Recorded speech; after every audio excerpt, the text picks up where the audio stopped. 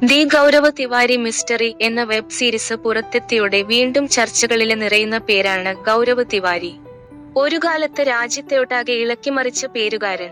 എന്നാല് പെട്ടെന്നൊരു ദിവസം അകാലത്തില് മരണപ്പെടുന്നു. ഇപ്പോഴും ഈ ചെറുപ്പക്കാരന്റെ മരണം ഉത്തരമില്ലാത്ത ചോദ്യമായി നിലകൊള്ളുകയാണ്. ഇന്ത്യയിലെ ആദ്യത്തെ അംഗീകൃത പാരാനോർമല് ഇൻവെസ്റ്റിഗേറ്റർ ആയിരുന്നു ഗൗരവ് തിവാരി. പ്രേതം, ആത്മാക്കള് തുടങ്ങി ശാസ്ത്രത്തിന്റെ വിശദീകരണത്തിന് അപ്പുറമുള്ള അമാനുഷിക ശക്തികളെക്കുറിച്ചുള്ള അനുഭവങ്ങളും സംഭവങ്ങളുമൊക്കെയാണ് പാരാനോർമൽ ആക്ടിവിറ്റികളിൽ ഉൾപ്പെടുന്നത്. ഇതിനെക്കുറിച്ച് അന്വേഷണം നടത്തുന്നയാളാണ് പാരനോർമൽ ഇൻവെസ്റ്റിഗേറ്റർ. പ്രേതബാധയുള്ള സ്ഥലങ്ങളില് പര്യവേക്ഷണം നടത്തി ശാസ്ത്രത്തെ ഉപയോഗിച്ച് അന്ധവിശ്വാസങ്ങളെ പൊളിച്ചെഴുതുന്നതിലൂടെ പ്രശസ്തനായ വ്യക്തിയാണ് ഗൗരവ്. 1984 ഡൽഹിയിലാണ് ഗൗരവ് ജനിച്ചത്. സ്കൂള് വിദ്യാഭ്യാസത്തിനുശേഷം സിംഗപ്പൂരില് നിന്ന് പൈലറ്റ് പരിശീലനം പൂർത്തിയാക്കി. തുടർന്ന് ഫ്ലോറിഡയിൽ എത്തിച്ചേർന്നു. 2007 അവിടത്തെ താമസത്തിനിടെ ഗൗരവും സഹതാമസക്കാരും അസാധാരണ ശബ്ദങ്ങളും മറ്റും കേൾക്കാനിടയായതാണ് ജീവിതത്തില് വഴിത്തിരിവായത്.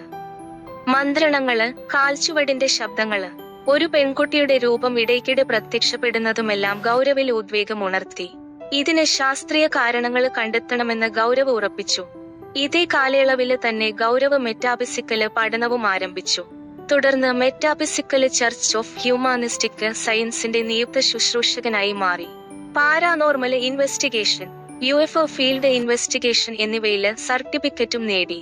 2009 ഇന്ത്യയില് തിരിച്ചെത്തിയ ഗൗരവ് ഇന്ത്യൻ പാരാനോർമൽ സൊസൈറ്റിക്ക് IPS രൂപം നൽകി. പ്രേതബാധ പോലുള്ള അമാനുഷിക കാര്യങ്ങളെക്കുറിച്ച് ശാസ്ത്രീയമായ രീതിയിൽ അന്വേഷണം നടത്തുന്ന രാജ്യത്തെ ആദ്യ സ്ഥാപനമാണിത്. അന്ധവിശ്വാസങ്ങളെയും ആചാരാധിഷ്ഠിത ഭയത്തെയും നിരാകരിച്ച അദ്ദേഹം EMF, ഇലക്ട്രോ മോട്ടീവ് ഫോഴ്സ് റീഡിംഗുകള്, ശബ്ദ മാപ്പിംഗ്, പാരിസ്ഥിതിക ഘടകങ്ങള്, ഇൻഫ്രാസൗണ്ട്, കെമിക്കല് എക്സ്പോഷർ, മാനസിക പ്രതികരണങ്ങള് എന്നിവക്കാണ് മുൻഗണന നൽകിയത്. അടുത്ത കുറച്ച് വർഷങ്ങൾക്കിടെ ഗൗരവും സംഘവും ബാൻഗഡ് ഫോർട്ട്, മുകേഷ് മിൽസ് മുതല് വീടുകള്, സ്ഥാപനങ്ങള്, ഉപേക്ഷിക്കപ്പെട്ട വ്യാവസായിക സ്ഥലങ്ങള് വരെ 6000-ത്തിലധികം പ്രേതബാധയുള്ളതായി പറയപ്പെടുന്ന സ്ഥലങ്ങള് പരിശോധിച്ചതായാണ് റിപ്പോർട്ട്. ഇൻഫ്രാസൗണ്ട്, ഭ്രമം, മാനസിക സമ്മർദ്ദം, കാർബൺ മോണോക്സൈഡ് ഏൽക്കുന്നത് എന്നിവയിലൂടെ കടന്നുപോകുന്നവർക്കാണ് കൂടുതലും അമാനുഷിക അനുഭവങ്ങളുണ്ടാകുന്നതെന്നായിരുന്നു ഗൗരവിന്റെയും സംഘത്തിന്റെയും കൂടുതല് കണ്ടെത്തലുകളും. ഫുൾ സ്പെക്ട്രം ക്യാമറകള് പോലുള്ള നൂതന ഉപകരണങ്ങൾ IPSന് ലഭ്യമായിരുന്നിട്ടും ഗൗരവിന്റെ നിഗമനങ്ങളായിരുന്നു കൂടുതലും മുഖവിലക്കെടുത്തിരുന്നത്. Haunted weekends with Sunny Leone, booth ആയ, fear files, METV ticket, METV girls night out തുടങ്ങി അനേകം റിയാലിറ്റി ഷോകളിലും ഗൗരവ് പങ്കെടുത്തിരുന്നു. ഇതിലൂടെ ശാസ്ത്രീയമായ രീതിയിലെ പാരാനോർമൽ ഇൻവെസ്റ്റിഗേഷനുകളെക്കുറിച്ച് അവബോധം വളർത്താനും ഗൗരവ് സഹായിച്ചു. ഡിസംബർ 16, ടാങ്കോ ചാർലി തുടങ്ങിയ സിനിമകളിലും ഗൗരവ് പ്രത്യക്ഷപ്പെട്ടു. മരണത്തിന്റെ അവസാന നാളുകളില് പശ്ചിമ ഡൽഹിയിലെ ജനക്പുരിയില് ഒരു ചെറുപ്പക്കാരിയെ വിവിധ പ്രേതങ്ങള് ബാധിച്ചതായുള്ള കേസിനെക്കുറിച്ചായിരുന്നു ഗൗരവ് അന്വേഷണം നടത്തിയിരുന്നത്.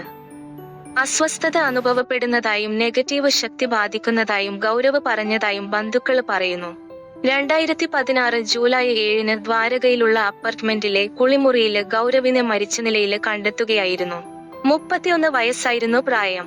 വലിയ ശബ്ദം കേട്ടെത്തിയ വീട്ടുകാർ ശക്തിയായി വാതില് വലിച്ചു തുറന്നപ്പോൾ ഗൗരവിനെ അനക്കമറ്റ നിലയില് കണ്ടെത്തുകയായിരുന്നു. കഴുത്തിന് ചുറ്റുമായി കറുത്ത വരയുമുണ്ടായിരുന്നു. ഗൗരവിന് ആരോഗ്യ പ്രശ്നങ്ങളില്ലായിരുന്നുവെന്നും ആത്മഹത്യാക്കുറിപ്പ് കണ്ടെത്തിയില്ലെന്നും ബന്ധുക്കള് പറഞ്ഞു. എന്നാല് ഗൗരവിന്റേത് തൂങ്ങിമരണമാണെന്നാണ് പോലീസ് പിന്നീട് വ്യക്തമാക്കിയത്. വ്യക്തിപരമായ പ്രശ്നങ്ങളും സമ്മർദ്ദവുമാണ് മരണകാരണമെന്നാണ് പോലീസ് ചൂണ്ടിക്കാട്ടിയത്. എന്നാൽ ഇതിനെ കുടുംബം എതിർത്തു. മരണത്തിന് മാസങ്ങൾക്ക് മുൻപ് അദ്ദേഹം വിവാഹിതനായതും ആത്മഹത്യാക്കുറിപ്പിന്റെ അഭാവം സജീവമായ പ്രൊഫഷണൽ ജീവിതവുമാണ് ഇതിന് ആധാരമായി കുടുംബം ചൂണ്ടിക്കാട്ടിയത്. മരിച്ച് 8 വർഷത്തിലേറെയായിട്ടും ഗൗരവ് തിവാരിയുടെ മരണം ഇന്നും ഉത്തരില്ലാത്ത ഒന്നായി തുടരുന്നു.